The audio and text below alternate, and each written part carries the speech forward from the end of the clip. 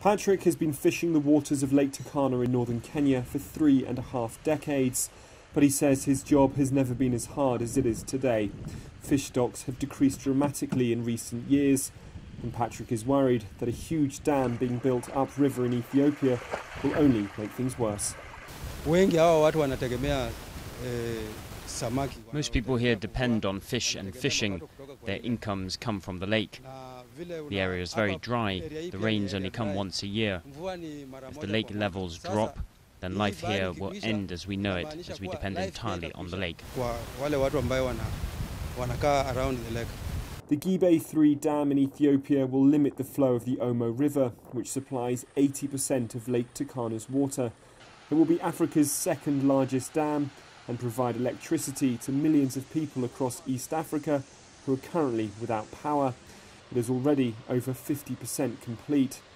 The lake is already shrinking thanks to the effects of lower rainfall and longer dry seasons, and environmentalists say it will drop further. Fishing patterns will be affected, and less fish means less food means starvation. One of the things that it would be an area where there's increased conflict, because the communities would have absolutely nothing to depend on, and the only thing would be to fight for the little that's available.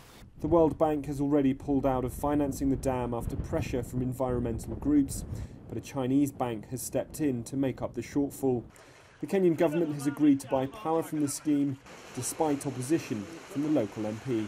With motions in Parliament, personally I've contributed to motions that says we're going to ask the Ethiopian government to stop it, ask the United Nations, ask the World Bank, whoever funds it, they should stop doing it. So the Kenyan parliamentarians are sensitized on these issues. They know it very well. But again, at the end of the day, you know, a government is a government. Ethiopia can say, no, we'll do it. Lake Turkana is the largest desert lake in the world, a UNESCO World Heritage Site, but soon it could cease to exist.